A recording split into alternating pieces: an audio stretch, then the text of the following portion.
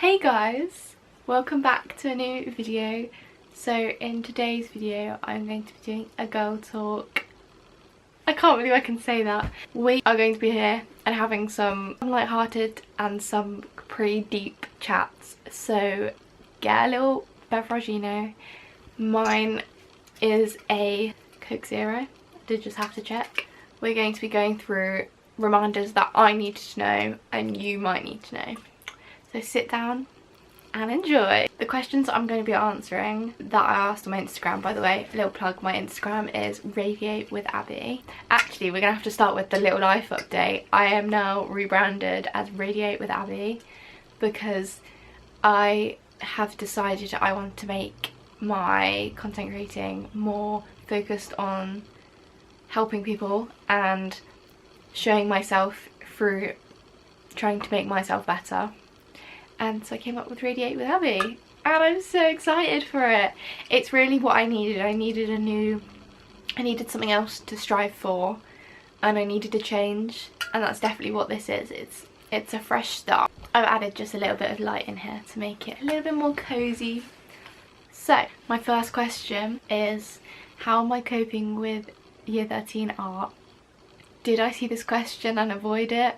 Yep. I've really started to lose my love of creating recently, like in year 13 definitely. I didn't want to answer it because I didn't want to make you feel like it's bad, because I'm gonna be real, it's not that bad if you can stay on top of the workload. Right now, when I go back to school, I'll have 3 weeks left until my exam and I basically have a half empty book still.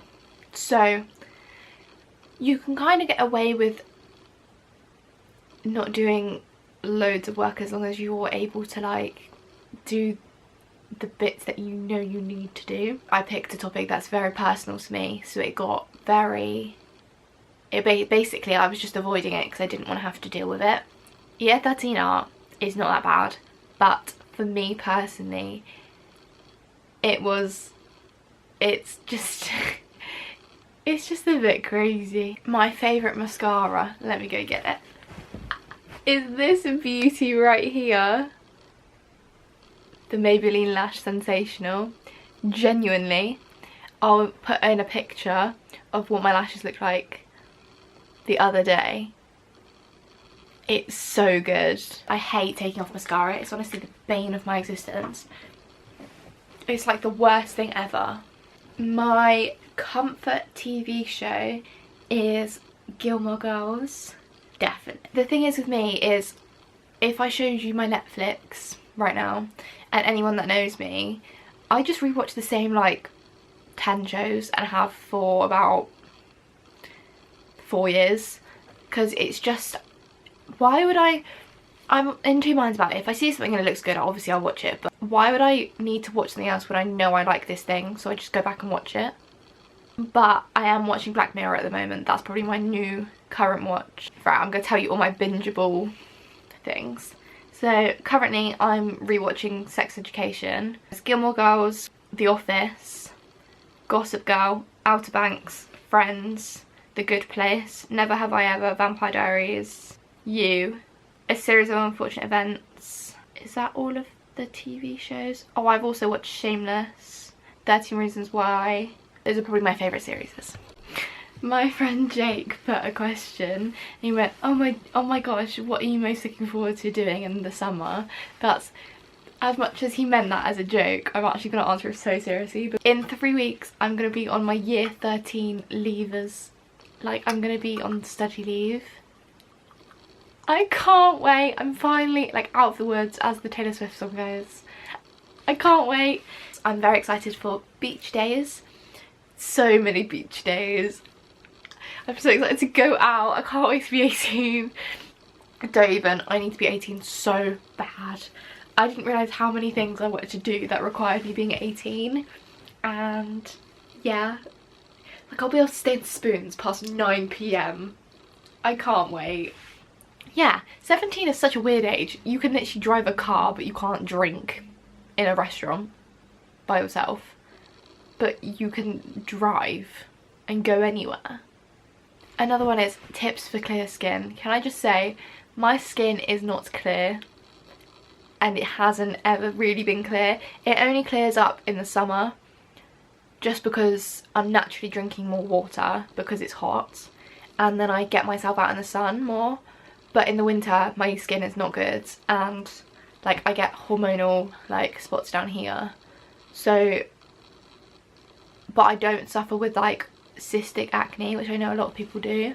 I don't really know, to be honest. Use some skincare. It's not going to be very helpful, but like water, honestly, I do know I'm a really bad water drinker and it's not good, but I have been trying to get better at it, and I do notice a difference in my skin when I haven't drunk any water to one big water bottle of water. Water definitely does help make your skin feel like more moisturized and like just a bit more like you're living, you know. What is my favorite step in my makeup routine? Probably mascara or like lashes, because then I look alive, because honestly I feel bold without lashes. Right, now that the general questions are over, I'm going to split this into 5 different categories. So the first category is relationships and dating. The first question is, what are some green flags in a relationship you look for now? So I haven't actually said, but I'm currently single, which, it's bizarre. It was my choice, but I knew I needed to focus on myself, especially in this time where so much is changing in my life. Green flags I look for is communication and being able to talk openly about problems. That is a massive one for me. It really means a lot when someone is able to hold their hands up and go, right, I actually did this and here's how I want to change it, or oh, okay, I didn't know I did this, but I'm willing and wanting to change. I also look for just someone who knows what they want and is not afraid to go get it, because we live one life and there's no point being with someone who doesn't know what they want. How do I deal with situationships or guys who send you mixed signals? Oh girl. Situationships are not for the weak, can I just say. They are actually mental. I hate situationships. Why are they a thing? Why have we decided that they are a thing and they're something that is good? I understand if you're afraid of commitment, but like, just, you don't have to call it a situationship, surely, because then it makes it difficult, because then you're like putting the relationship part of it in there. How do I deal with them? If I'm gonna be real, I don't. It's fun in the moment, and then you realise how bad you're actually being treated, and then you're like, when you're out of it, so it's probably not a good idea, is it? And then guys who send mixed signals is actually so jarring. It's so annoying, but I do the same thing, so I'm not about to preach and go, don't do it, because I do it, I'm gonna be real. Lol. Yeah. This is a nice one. What's my current view on love, romantic, platonic and self-love? My current view on romantic love is, I think, especially anyone around my age, we are so young, and so there's no point forcing something that doesn't work, or when someone says they're going to change and they don't, there's no point putting yourself in that situation. And there is so much more life to live than some boy, and that will not, like, that, honestly, because I freaking yearned for a boy to like me when I was like 10. Genuinely, it was like all I thought about. It was like, I hope a guy likes me, I hope a guy likes me. That was not helping me at all, because then that's obviously all I was thinking of. And then my view on love has definitely shifted as I've got older, because you obviously get forced to look in the real world view, and you see, okay, people aren't perfect, but also that means I'm not perfect and my partner won't be perfect, and that's fine. It's just, I'm so young and I don't want to have to deal with it all right now, and I don't think that's a problem. Obviously it's bittersweet, but I'm so young. I personally want to focus on my career. I want to make money, you know, like that's romantic love. Then platonic love. I love platonic love, genuinely. When romantic relationships haven't gone good, what has made me realise that love is actually still around is friends and family. I love my friends. We as humans literally prioritise love so much, and it's not talked about that much at all. But it's probably like the centre of like our being sometimes, and that's so beautiful. Like, if that isn't a reason to live, I don't know what is. My current view on self-love is you are your number one, and you should be your number one, which means if you are not okay, your life will not be as good as it can be. And that has taken me so fucking long to understand, and I still don't fully understand it to this day, because I'm still trying to work on what that even means. But if you do not do everything that you deem as being productive or being whole, then you can never fully feel whole. And that's why I started my content creation journey, because I was like, I need something to fulfill me and to like make me feel whole. And now I'm realising, like, actually it's nothing, and I'm just looking over at my face, this whole little painting. Where do you go? It's there, and it always will be there. I like it because then it can it stares at me in the face, and I just look over and I remind myself and I go, Abby, your fear of looking stupid is holding you back. On to the second segment, which is confidence and self-growth. The first question is, how did you start building your confidence? What an interesting question, because it goes like this, literally. Well, I said that in a video and I went, ride the wave. That's just gonna be something that sticks in my head now. But it goes up and down every day. Genuinely fake it till you make it, and that might sound really bullshitty, because it is bullshitty if I'm gonna be real. It still scares me posting YouTube videos, yet I owe it to myself to do it, so I'm going to do it. And it's the same with how you want to dress, how you want to do your makeup, what career you want to do. If you want to do it, there's absolutely no point why you can't do it. The next question is, what helps you get out of a rut mentally or emotionally? I did a whole video about this actually, I'll put it on the screen. But I'm going to be real with you about that video. I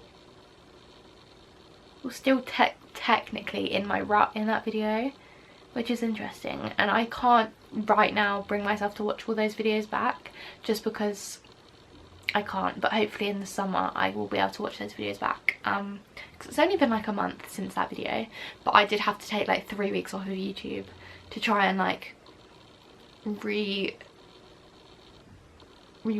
what my goals are and what I actually want to come out of YouTube. I was doing it out of force of habit instead of enjoying the videos I was putting out, and I don't want to do that. I want to enjoy what I'm saying and what I'm telling people, essentially. So what helps me get out of a rut is remembering that I actually have so much time, and that I don't have to do everything all at once now, and I don't have to be successful right now, and I don't have to be this rich 17-year-old like Amy Charlize is. Absolutely amazing. I'm so insanely happy for her, because that's incredible she was able to do it. But not everyone else is on that timeline, and that's fine, that's okay. I really was beating myself up about it, because I felt like I wasn't shining to my best potential, which I wasn't, but that didn't mean I was going to get rich overnight and become famous, because no one does that. It's just not how that happens. How do I stay motivated on bad days? I don't, if I'm going to be real, but I like to scroll on Pinterest to remind myself of what makes me happy, what the meaning of life is really. Because sometimes on my really bad days I forget like what life is all about. Like, life is so messy and it's so complicated. Yeah, that's the whole freaking reason of it. And like, I feel like I'm having an epiphany right now. Like, I forget that I'm allowed to change. Like, I forget I'm allowed to change my mind one day. And like, say I dress a certain way one day, I always feel like I need to carry that on every single day, and if I don't, I'm like breaking the rules. But no, if I want to dress one way, I want to do my makeup a different way the next day, I want to do my hair differently the next day, I'm allowed to. It's life. No one's keeping track of me except me, so it doesn't matter. What's my main character energy mindset tip? I think it's that not everyone will have the same morals as you and the same goals, and if you start to detach yourself from drama, from like teenage drama especially, I'm noticing that I'm just not aligning with that anymore, I think, and I like it. It shows I'm maturing and it makes me really happy. I think it's detach from what you feel like you don't need anymore, because you can always go back to it later if you need to. You have so many days in your life, and if you decide you don't want to do something, you don't have to. If you decide you want to do something, you can. How do you stop comparing yourself to other girls on social media? This I did when I was a lot younger. I haven't really done this recently. I think I do it more subconsciously than I do outwardly say, oh, I don't like how I look, for example. You just have to remind yourself that it's okay to be different. There are 8 billion people on this planet and not a single two look alike. There's something really special about that, and that doesn't mean that you are any less beautiful than the girl you're seeing that has likes on social media, because likes don't equate to everything. And it's something that, obviously, doing this and looking at my follower count, my subscriber count, sometimes all I see is numbers, and that's not healthy. And it should be done out of the pure love, out of my heart. And sometimes it is, sometimes it isn't, and I want to try and make it all the time. On to the next segment, which is friendship and boundaries. How do I handle toxic friendships or outgrowing people? Oh, it's something that has definitely impacted me a lot, and it can be very challenging to come to terms with. But honestly, the best way when you realise you're outgrowing people, if you can, is to remove yourself from the situation. Genuinely, I'm going to tell a story and this is going to get a bit vulnerable, but I left my old little friendship group in year 11 and I sat by myself for I think a month before I found new friends. Genuinely, every break and lunch I'd sit by myself in the little art room. It was definitely a time in my life I would never revisit again, but I needed that to understand, oh, actually I don't need anyone to make myself happy. I'm good enough by myself, and people in your life are meant to be add-ons, not take your personality away or take your energy away. And if someone is not adding on to your life, they shouldn't be in your life. Genuinely mind-blowing moment that just came out of my mouth. Because what ends up happening when I'm rambling on YouTube is I just speak and whatever comes out of my mouth comes out of my mouth. I've missed this, guys. I want to get back into it, like properly. Genuinely, it feels like I'm on a FaceTime call and I love it. Also, if you stayed this far into the video, please comment. I love to read all your comments and I will reply.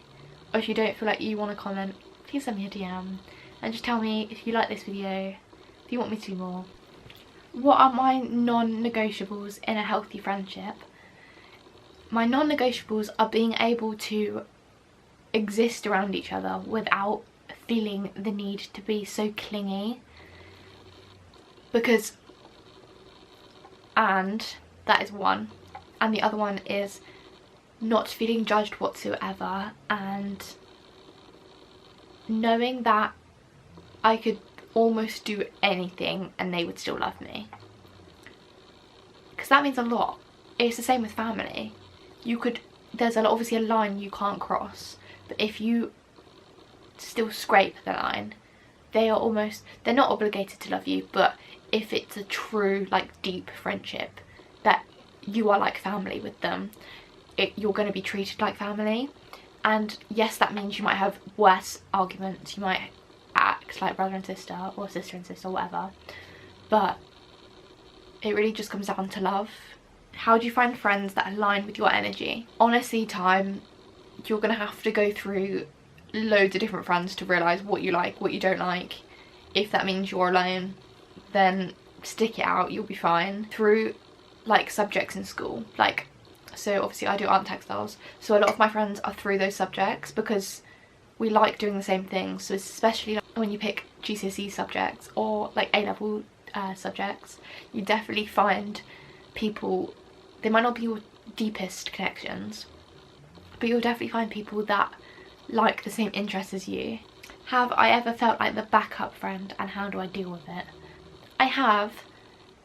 It comes down to what I said, and making sure you're stable enough in yourself that when you feel like the backup friend, you can be your own best friend. Because genuinely, I am my own best friend through and through, and I wouldn't have it any other way. I truly am my own best friend. I'm my biggest fan on social media, and I love it because it's like a trend. If Abby has no fans, I am dead. Real.